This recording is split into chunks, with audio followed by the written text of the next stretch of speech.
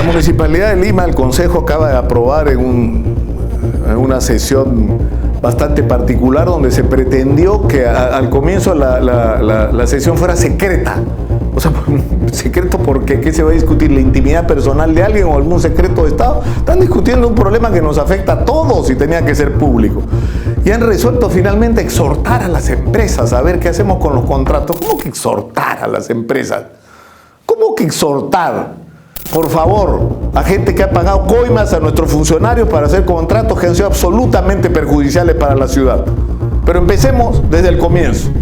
Para entender este tema de los peajes de Lima hay que ir hasta el origen del problema. ¿Qué es lo que pasa en el comienzo? En Lima había una empresa, o hay una empresa que se llama EMAPE, la Empresa Municipal de Administración de Peajes.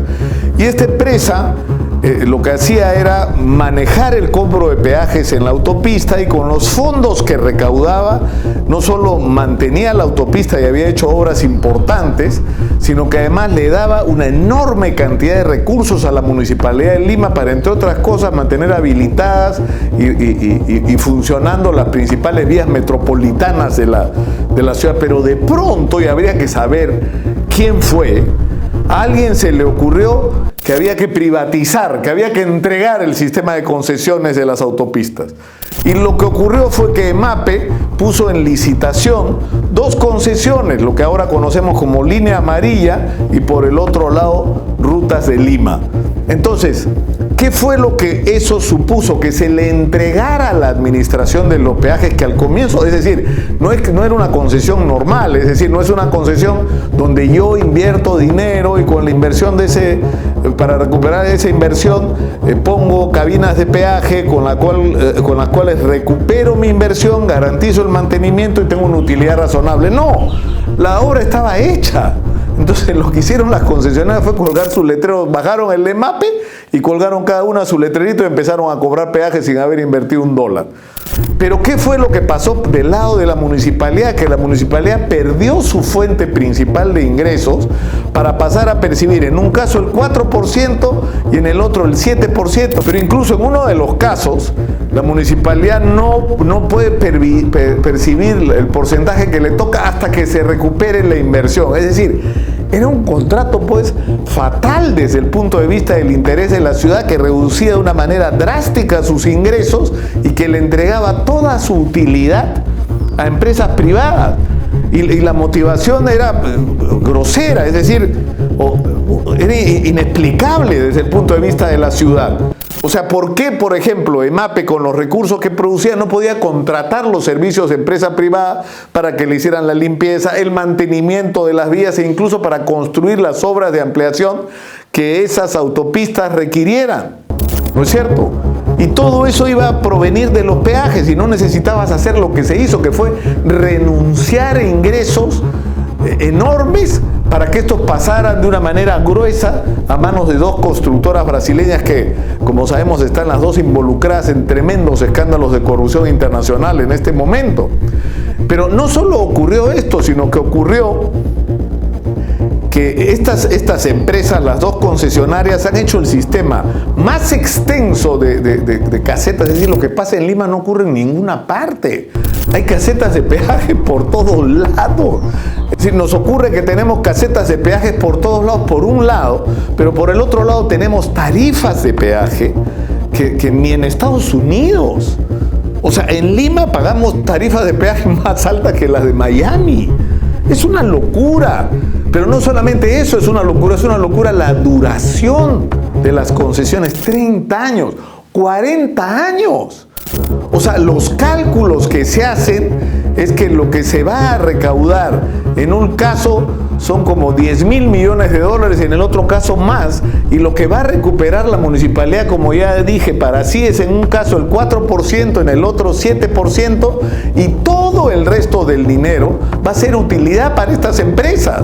Es decir, es una cosa absurda que estemos regalando, ¿no?, esa cantidad inmensa de dinero y haber hecho algo tan perjudicial. ¿Y cuál es la explicación al final? Es que había corrupción detrás de esto, que esto no fue gratis, que esto fue a cambio del compromiso de financiar campañas electorales, y en el caso de Susana Villarán, porque se financiaron campañas tanto de Castañeda como de Susana Villarán, sino que además fue a cambio de la revocatoria, es decir, de financiar la campaña en contra de la revocatoria, y la Fiscalía está investigando el pago directo de comisiones ilegales por la suscripción de los contratos, por las adendas. Es decir, lo que tenemos al frente es un gigantesco escándalo de corrupción. Es decir, que lo que se hizo no fue motivado por el bienestar de los ciudadanos, sino simplemente fue un negocio sucio para favorecer a dos constructoras brasileñas, y por lo cual funcionarios recibieron dinero de origen ilegal. Es decir, eso está pero muerto desde el nacimiento. Es inaceptable que nosotros, pretendamos reconocer como válido algo como esto, que ha tenido ese origen espurio. Entonces, evidentemente que se firmaron contratos y que esto nos va a enfrentar a conflictos, pero por supuesto que sí, pero a conflictos en los que nosotros tenemos todas las posibilidades de ganar, porque además los contratos están llenos de incumplimientos.